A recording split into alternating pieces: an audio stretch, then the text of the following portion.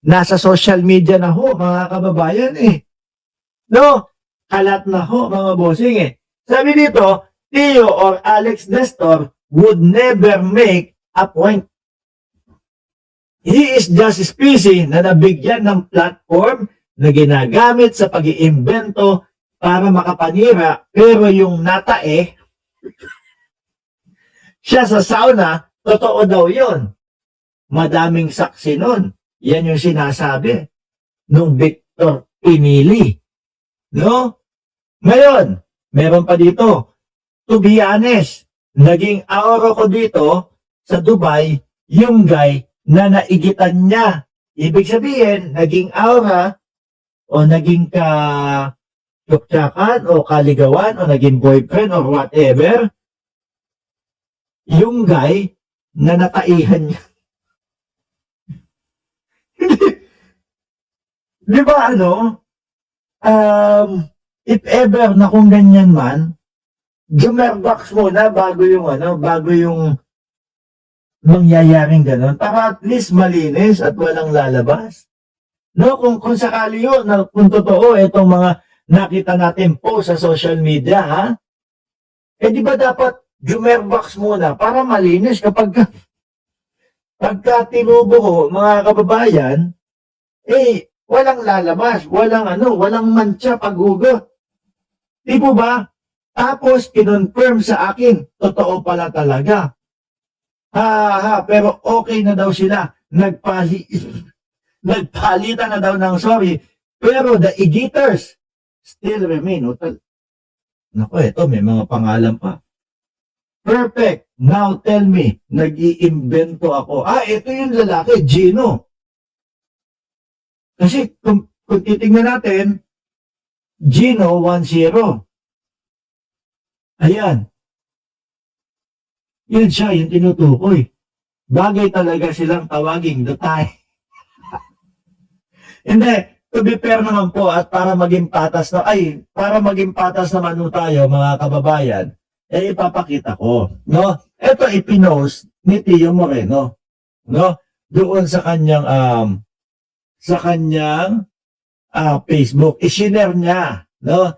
I-share niya galing doon sa komento nung Louie, mga bossing. Ito, Louie.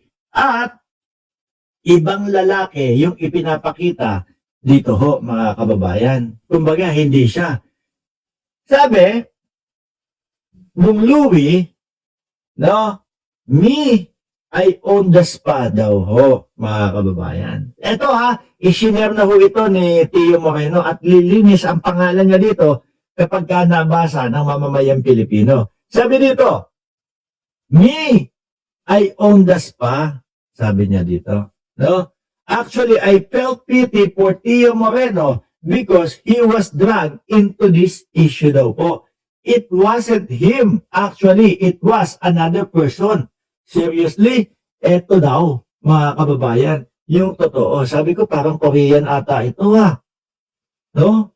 Parang Koreano ata yan, mga boss chief amo, sir. Actually, the reason why tumae siya is due to his almoranas. So ngayon, almoranas. So yaan daw ho, mga bossing, yung tao. Ngayon, chinek ko yung mismong chinek ko mismo, mga kababayan, yung tao na yon, kung sino yung nag-post at nag-share, mga boss chief amo, sir. Ang nakita ko, eto nga, hi Tio Moreno, hindi pala ikaw yun, sabi daw. They intentionally edited the photo para siraan ka since your post about Ann Curtis went viral. Ito pala yon, which is, yung ipinapakita, ito daw yon. No? So ngayon, isipin ng ibang tao, naku, hindi pala si Tio Moreno yun. Na nagkamali. Chinek ko ho, mga bossing. Sabi ko, walang picture, walang kahit ano, may 7.6 followers, walang pina-follow, tapos 320 posts. Alam mo naman makakalap to ng napakadaming followers ho, mga bossing, nang walang muka. No? At naka-hide po lahat. Sabi ko, imposible yata. Chinek ko, Louie.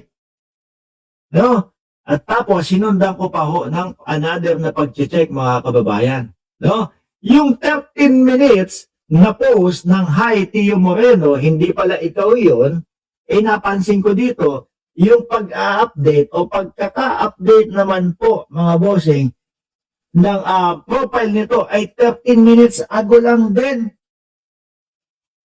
No? 13 minutes ago, in-update yung profile. Binago lahat. No? Iniba lahat. Siguro pati ho yung pangalan, tinanggal yung mga mismong picture, at tinanggal yung ganito. Kasi ho pwedeng gawin ganito, mga boss. No? Hindi ko naman sa pinagbibintangan sila na ginagawa nila. Pwedeng gawin na baka page lang din ni Tio Moreno ito. Tapos kunyari, oy Tio Moreno, hindi pala ikaw yung ganito, ganyan. Tanggalin yung picture, tanggalin yung whatever. At tapos, alisin para magmukhang ibang tao ang nagsabi na hindi si Tio Moreno. Yung nandoon sa unang ipinakita. Posible ho mga kababayan. Kasi kung titingnan nyo, saktong-sakto, 13 minutes ago, noong ipinagtatanggol si Tio Moreno at 13 minutes ago din ng pagpapalit ng profile.